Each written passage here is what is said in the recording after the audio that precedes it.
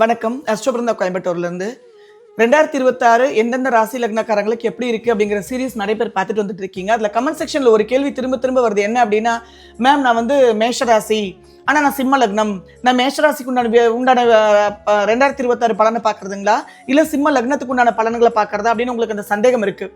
நான் சொல்கிற ஒரு விஷயம் என்னென்னா, நீங்கள் ராசியோட வீடியோவும் பாருங்கள், மேஷ ராசி அப்படின்னு போட்டிருந்தா மேஷ ராசியோட வீடியோவும் பாருங்க. நீங்க சிம்ம லக்னம்னா சிம்ம ராசிக்கு ஒரு வீடியோ போடும்போது அதையும் பாருங்க. என்னென்ன கீவேர்ட்ஸ் கொடுத்துருக்கேங்கிறத நீங்க நோட் பண்ணிட்டே வாங்க. இதுல எல்லாம் இந்த விஷயங்கள் ஆக்டிவேட் ஆகுதுங்கிறத நான் சொல்றேன். நான் அதே மாதிரி சிம்மத்துக்கு என்னெல்லாம் ஆக்டிவேட் ஆகுதுங்கிறத நான் சொல்றேன். நெக்ஸ்ட் இயர் இந்த ஒரு வருஷம் ஃபுல்லா போட்டு 2026 எண்டில் எதெல்லாம் எண்ணமாக மட்டும் இருந்தது, எதெல்லாம் செயலாச்சு அப்படிங்கிறத நீங்க டிக் பண்ணினீங்கன்னா உங்களால் ரொம்ப தெளிவா ராசியும் லக்னமும் எப்படி வேலை பண்ணுதுங்கிறத புரிஞ்சுக்க முடியும். ரெண்டுமே வேலை பண்ணும். சந்திரன் அப்படிங்கிற ராசி அப்படிங்கிறது நம்மளோட சிந்தனைகளாக இருக்கும்.